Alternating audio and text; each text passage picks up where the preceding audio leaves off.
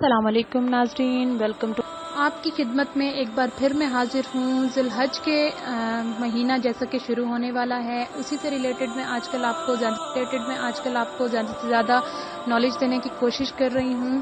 ٹھیک ہے، آج بھی میں ایک چھوٹی سی ایک بات آپ سے شیئر کرنا چاہتی ہوں۔ ویڈیو آگے بڑھانے سے پہلے آپ سے ایک ریکویسٹ کہ میرے چینل کو سبسکرائب کیجئے، جن لوگوں نے ابھی تک نہیں کیا ساتھ میں بیل کا آئیکن پریس کر دیا کریں تاکہ میری ہر نیو آنے والی ویڈیو آپ لوگوں تک نوٹیفیکیشن کی صورت میں پہنچے۔ تو آج ایک چھوٹا سا مسئلہ میرے سامنے آیا تو میں نے سوچا آپ لوگوں کے ساتھ شیئر کر دوں۔ قربانی کی کھال اور اس کی قیمت۔ ٹھیک ہے، ہر قربانی میں کھال ضرور ہوتی ہے، ٹھیک ہے، چاہے بڑا جانور ہو چھوٹا جانور ہو، کھال لازمی ہوتی ہے۔ قربانی کی کھال کے لیے آج میں آپ کو بتاؤں گی کہ اس کا حکم کیا ہے قربانی کی کھال سے ریلیٹڈ۔ قربانی کی کھال یا تو یوں ہی خیرات کر دے اور یا فروخت کر کے اس کی قیمت خیرات کر دے۔ وہ قیمت ایسے لوگوں کو دے جن کو زکوٰۃ کا پیسہ دینا درست ہے اور قیمت میں جو پیسے ملے ہیں وہی پیسے خیرات کرنا چاہیے۔ اگر وہ پیسے کسی کام میں خرچ کر ڈالے اور اتنے ہی پیسے اور اپنے پاس سے دے دیے تو بری بات ہے، مگر ادا ہو جائیں گے۔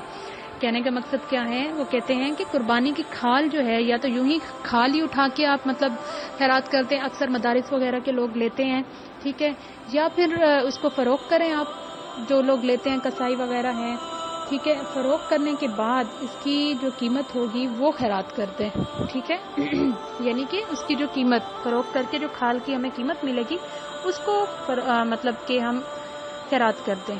اور دینے کن لوگوں کو ہے؟ ایسے لوگوں کو جن پر زکوٰۃ کا پیسہ جو ہے جائز ہے، جو زکوٰۃ کا پیسہ دینا جن کو درست ہے۔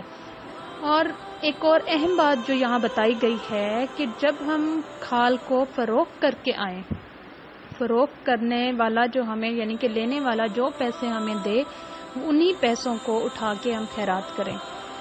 اگر ہم وہ پیسے اپنے کسی کام میں لگا دیں، پھر اپنی جیب سے جو اپنے پیسے اور کوئی تھے، ٹھیک ہے، وہی قیمت وہی پیسے اپنی جیب سے اٹھا کے ہم پھر خیرات کریں، یعنی کہ وہ کھال والے پیسے جو ہوں گے اس نیت سے، تو وہ صحیح نہیں ہے، ادا تو ہو جائیں گے لیکن کوشش کریں کہ جو ہم فروخت کر کے جو پیسہ ہمارے ہاتھ میں آئے اس پیسے کو ہم آگے خیرات کریں۔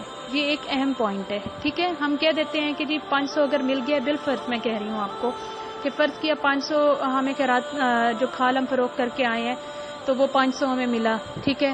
اب ہم نے کیا کیا، راستے میں آتے ہوئے جی اپنا کہہ لیں کہ ایک میں مثال دے رہی ہوں، جی بٹوا گھر بھول آئے ہیں، راستے میں آتے ہوئے ان 500 میں سے آپ نے مختلف چیزیں خرید لی ہیں، ٹھیک ہے، کہ گھر جا کے جو بٹوے سے نکال کے وہی 500 جو ہے نا میں اپنے پیسوں میں سے وہ 500 پورا کر دوں گا۔